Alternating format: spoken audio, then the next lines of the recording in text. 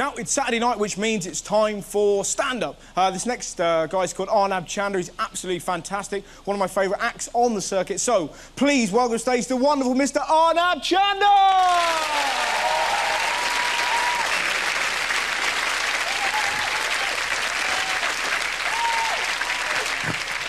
Hello, how are you? Good, yeah, woo!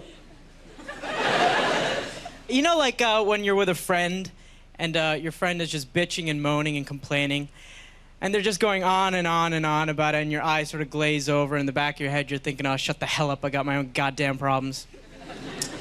Well, get ready for that, because that's pretty much what this is gonna be. Now I'll try and make it a little more entertaining. My name is Arnab, and I'm 29 years old. I know I look 12. And the problem with my face, the reason my face sucks is my face doesn't really, like, reflect the amount of, like, failure and rejection I've had in my life. Yeah, I was right. So people come up and think, oh, you look really, really good. And I go, I failed. Thanks. Really great. But, you know, I guess I didn't really... like developed during my my pubescent years. I don't really like that word pubescent. Really gross, isn't it? It's like my least favorite word, pubescent. Because it's like clearly alluding without any subtlety that like those are the years that like, you know, I grew pubes. It's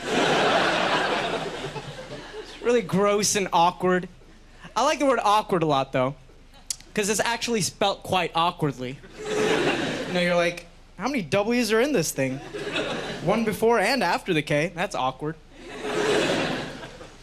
So I'm 29, and last year I had a bit of a mental breakdown.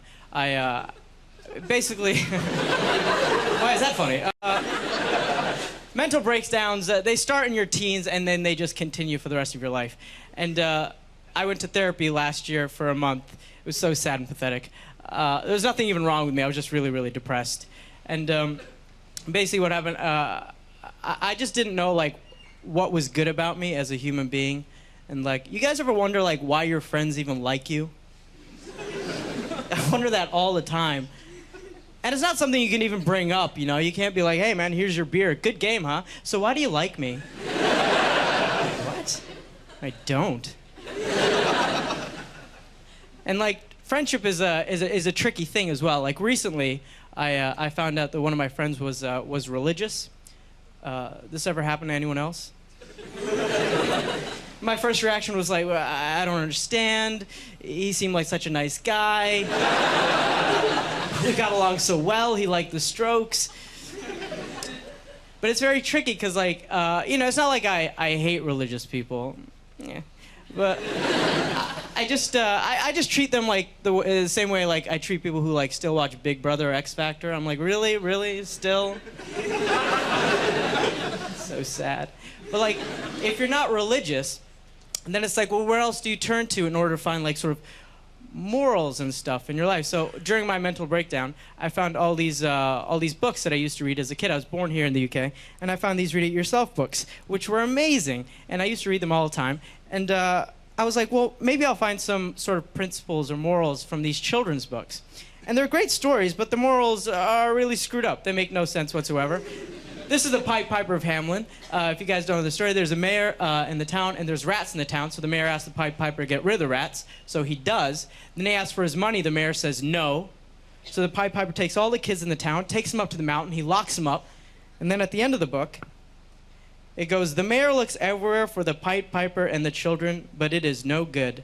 They have gone. He should have paid the Pied Piper. And that's it. That's the moral of the story. He should have paid the Pied Piper. Who wrote this book? The Pied Piper? What is this? This is like a mafia tale. This is like you kidnapped our kids. You got to pay the Pied Piper. Kidnap your kids. So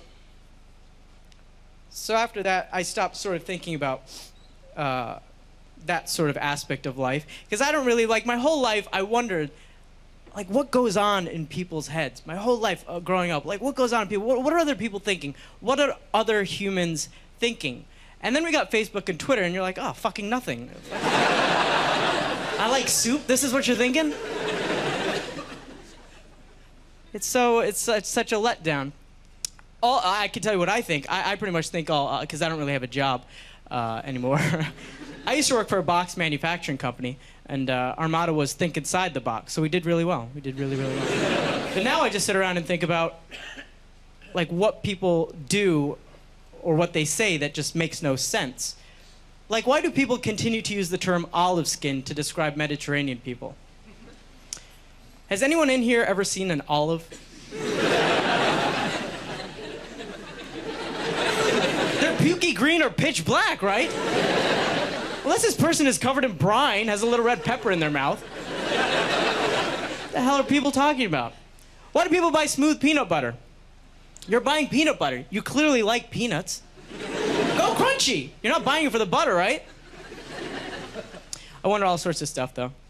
Like, I wonder who the first person was to look at a regular calculator and go, oh, this really needs to be powered by the sun.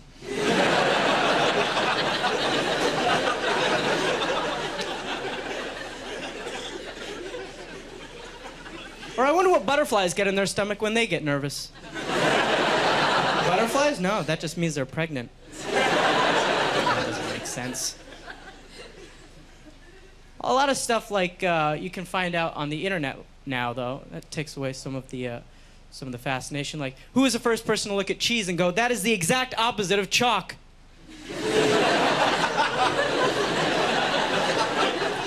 But apparently it was John Gower in 1393. I'm really dry. I'm really sarcastic as well.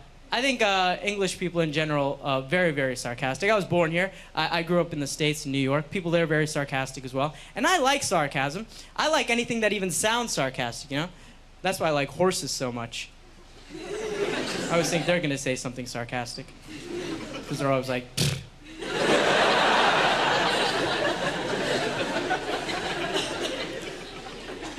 I do miss New York a lot. I miss New York mainly because of pizza. I love pizza. I like pizza slices. The best thing about a pizza slice is that it points in the direction that it's supposed to go. My mouth.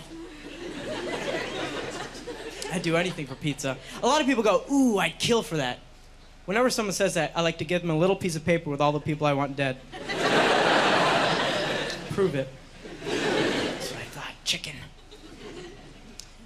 But before I came, I saw this interesting commercial on television for this new toothpaste called Mountain Fresh. You guys brush your teeth? Me too. Watching this commercial. At the end of the commercial, I went, Mountain Fresh, available in all good stores. So I went to Sainsbury's, and they didn't have it. So I went up to the manager. I said, hey, man, I just thought you should know. Mountain Fresh is talking serious shit about you guys behind your back. Just a heads up. He was like, who are you? I was like, I'm just a friend. And it vanished. Batman. I like films, though. I like a lot of dumb films, I guess. I don't find them dumb, but one of my favorite films of all time to this day is still a film called Home Alone. Woo! Woo, indeed!